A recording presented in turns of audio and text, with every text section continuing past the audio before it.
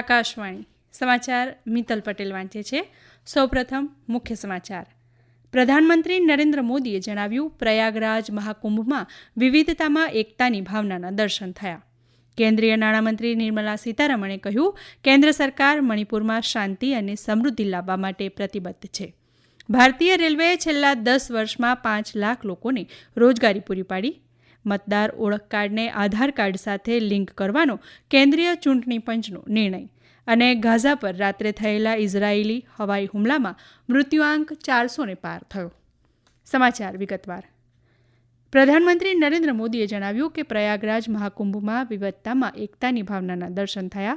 લોકસભામાં મહાકુંભ પર નિવેદન આપતા શ્રી મોદીએ કહ્યું, મહાકુંભ એ એક મહત્વપૂર્ણ સીમાચિહ્નરૂપ છે જે જાગૃત રાષ્ટ્રની ભાવનાને રજૂ કરે છે. શ્રદ્ધા અને વારસા સાથે જોડાવાની ભાવના આજના ભારતની સૌથી મોટી સંપત્તિ છે. તેમણે નોંધ્યું કે મહાકુંભ ભારતની ભવ્યતા વિશ્વ સમક્ષ રજૂ કરે છે.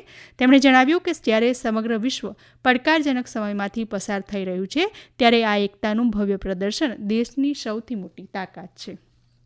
કેન્દ્રીય નાણામંત્રી નિર્મલા સીતારમણે કહ્યું કે કેન્દ્ર સરકાર મણિપુરમાં શાંતિ અને સમૃદ્ધિ લાવવા માટે પ્રતિબદ્ધ છે. શ્રીમતી સીતારમણે આજે રાજ્યસભામાં વિનિયોગ ખરડો 2025, વિનિયોગ ક્રમ નંબર 2 ખરડો 2025, મણિપુર વિનિયોગ લેખાનુદાન ખરડો 2025 અને મણિપુર વિનિયોગ ખરડો 2025 પર ચર્ચાનો જવાબ આપતા આમ જણાવ્યું હતું. તેમણે કહ્યું કે સરકાર મણિપુર પ્રત્યે વધુ સંવેદનશીલતા અને કાળજી રાખે છે. તેમણે કહ્યું કે દરેક વ્યક્તિ ઈચ્છે છે કે રાજ્ય અન્ય રાજ્યોની જેમ વિકાસ પામે.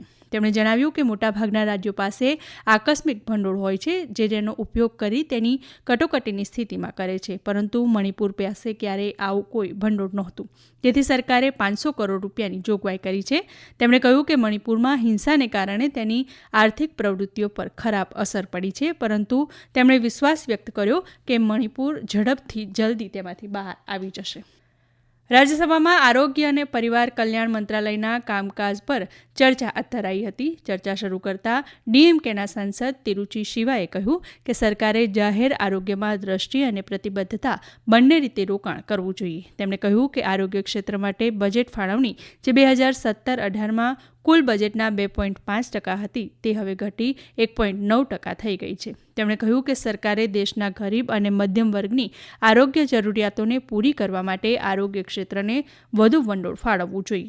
ભાજપના ડોક્ટર ભાગવત કરાડે જણાવ્યું કે ભારતીયોની સરેરાશ ઉંમર જે 1951માં 37.2 વર્ષ હતી તે 2014માં વધી 67 વર્ષ થઈ છે અને 2014થી 2024 સુધીમાં તે વધીને 70.7 વર્ષ થઈ છે. તેમણે એ પણ માહિતી આપી હતી કે છેલ્લા 10 વર્ષમાં બાળ મૃત્યુ દરમાં નોંધપાત્ર ઘટાડો થયો છે. લોકસભા અને ભારત એઆઈ મિશન દ્વારા આજે નવી દિલ્હીમાં લોકસભા અધ્યક્ષ ઓમ બિરલા અને કેન્દ્રીય માહિતી અને ટેકનોલોજી મંત્રી અશ્વિની વૈષ્ણવની હાજરીમાં એક સમજૂતી કરાર પર હસ્તાક્ષર કરાયા. મીડિયા સાથે વાત કરતા શ્રી વૈષ્ણવે જણાવ્યું કે એઆઈ કોષ નામનો ડેટા સેટ બનાવાશે જે લોકસભામાં થતી ચર્ચાઓનું કોઈપણ ભાષામાં ભાષાંતર કરશે.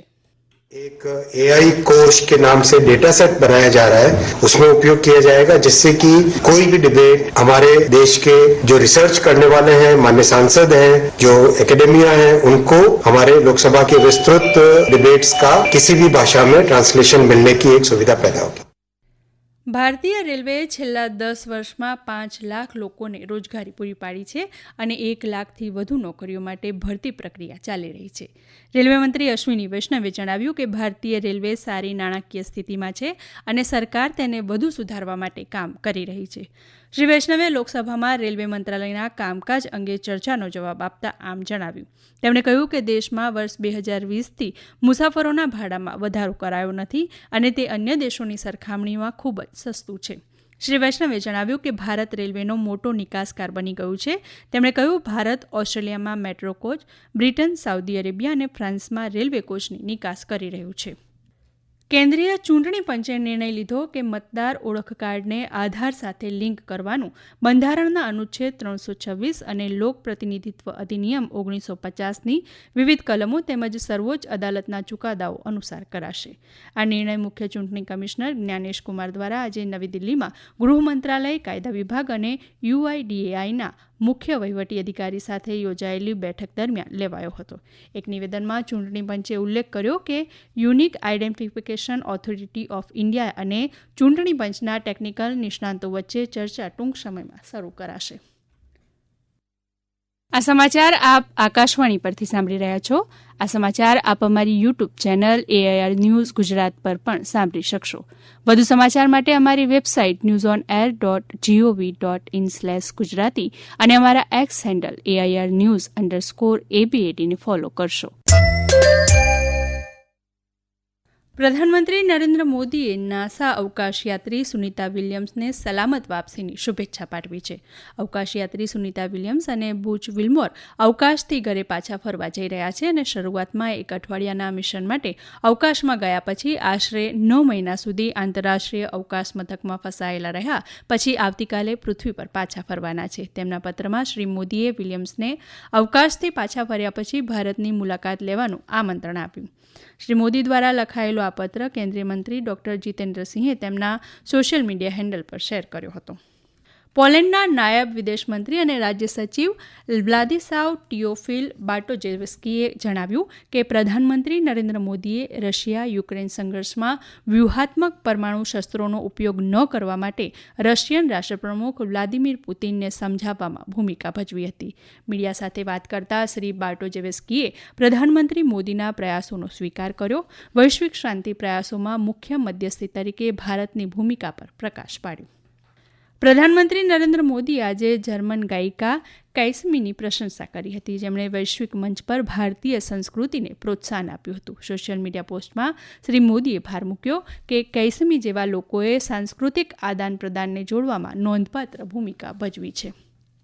ગાઝા પર રાત્રે થયેલા ઇઝરાયેલી હવાઈ હુમલામાં મૃત્યુઆંક 400ને પાર થયો છે. સશસ્ત્ર જૂથ હમાસ દ્વારા સંચાલિત પેલેસ્ટિનિયન આરોગ્ય અધિકારીઓએ જણાવ્યું કે હવાઈ હુમલામાં 500થી વધુ લોકો ઘાયલ થયા છે, જેમાંથી 2 મહિનાના યુદ્ધ વિરામ સંપૂર્ણ ભંગ થવાનો ભય છે. ઇઝરાયેલી સૈન્યએ કહ્યું કે યુદ્ધ વિરામ લંબાવવાની વાટાઘાટો નિષ્ફળ ગયા પછી તે વ્યાપક હુમલાઓ કરી રહ્યું છે. 19 જાન્યુઆરીએ ઇઝરાયેલ અને હમાસ વચ્ચે યુદ્ધ વિરામ શરૂ થયા પછી આ સૌથી મોટો હુમલો છે. પ્રધાનમંત્રી બેન્જામિન નેતન્યાહુના કાર્યાલયે હમાસ પર વારંવાર તેના બંધકોને મુક્ત કરવાનો ઇનકાર કરવાનો અને યુદ્ધ વિરામ લંબાવવાના પ્રસ્તાવોને નકારવાનો આરોપ મૂક્યો હતો. કેન્દ્રીય વાણિજ્ય અને ઉદ્યોગ મંત્રી પિયુષ ગોયલે જણાવ્યું કે ભારત અને ન્યૂઝીલેન્ડ વચ્ચે મુક્ત વેપાર કરારની વાટાઘાટો બંને દેશો વચ્ચેના સંબંધોને મજબૂત બનાવશે. શ્રી ગોયલે નવી દિલ્હીમાં ભારત ન્યૂઝીલેન્ડ આર્થિક મંચને સંબોધતા જણાવ્યું કે બંને દેશો પૂરક અર્થતંત્રોની ભાવનાથી કામ કરશે તો આગામી 10 વર્ષમાં 10 ગણો વિકાસ હાંસલ કરી શકશે.